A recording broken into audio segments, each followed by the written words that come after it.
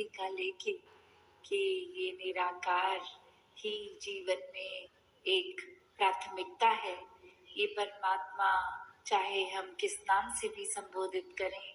जहाँ जैसे मन में विश्वास आस्था है, उस हिसाब से एक धारणाएं जो भी हमेशा ने संतों ने यही समझाया कि ये परमात्मा के ऊपर जीवन को केंद्रित अगर रखना है तो सबसे पहले इस परमात्मा को जानना होगा, इसको देखना होगा हर समय। फिर जब तक सांसें हैं, हर समय इसको अपने साक्षात ही देखकर जीवन जीना भक्ति है। और इस भक्ति को अगर तो हम अपनी इच्छाओं पे केंद्रित रखेंगे कि परमात्मा को बस इसलिए ही पूजेंगे क्योंकि परमात्मा ने हमारी सब इच्छाओं को पूरा करना है, तो वाक्य में ये भक्ति तो नहीं है।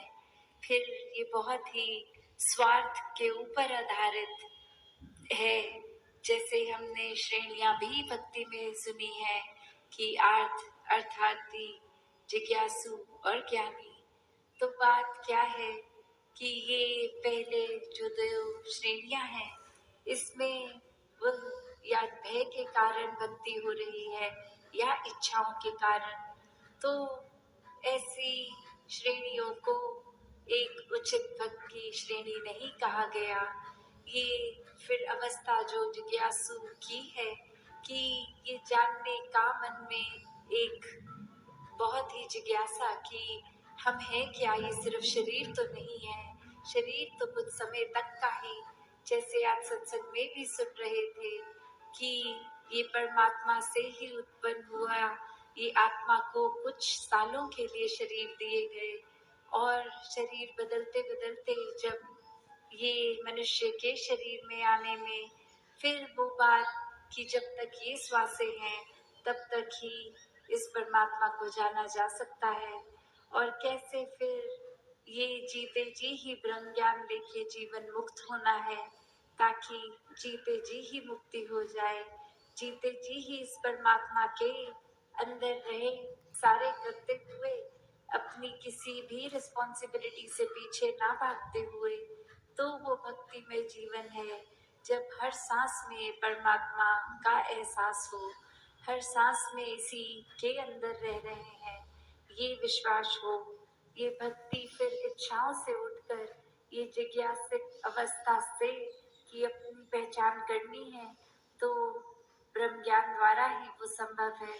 और फिर ब्रह्म ज्ञान को जीना है, क्योंकि सिर्फ ब्रह्म ज्ञान लेने से ही मुक्ति हो, ये तब तक पॉसिबल नहीं जब तक ब्रह्म ज्ञान को जिए नहीं जीवन में। अपने जीवन में एक उदाहरण, एक कहानी रूप कि बहुत साल पहले जहाँ एक राजा और उसका वजीर, और एक बारी बस वो वजीर के मन में बात आई कि हमारे राजा तो बहुत ही विनम्र हैं, ये तो देखते नहीं हैं कि कोई अमीर आया है, कोई गरीब आया है, कोई भी आता है उसकी ओर देख के मुस्कुरा के सर झुका के उसको बहुत ही तहजीब से मिलते हैं। तो जब ये बात वजीर के मन में आई तो अपने आप को उसने सोचा कि इससे तो मेरी एक इम्पोर्टेंस खत्म हो रही है कि मैं ऐसे राजा का वजीर हूँ जो हर जगह अपना सर झुका देता है। तो